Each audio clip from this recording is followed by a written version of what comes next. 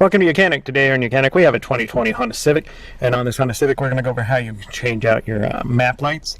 You have map lights which are right up front here when you tap them, or they can turn on when you open up the doors, and that is to provide you light for when you're looking at a map or looking at things in the front.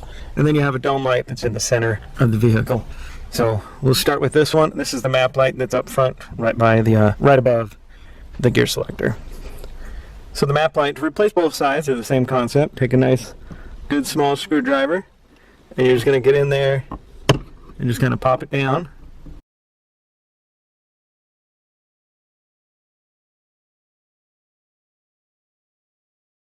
And we've popped the lens cover off, and now we have one light bulb in here that we just pull out to be able to replace it. And this light bulb here is a 175, so just get a new 175 and then line it up, slide it back up into place, and then you can also double check that it works before you put the cover on.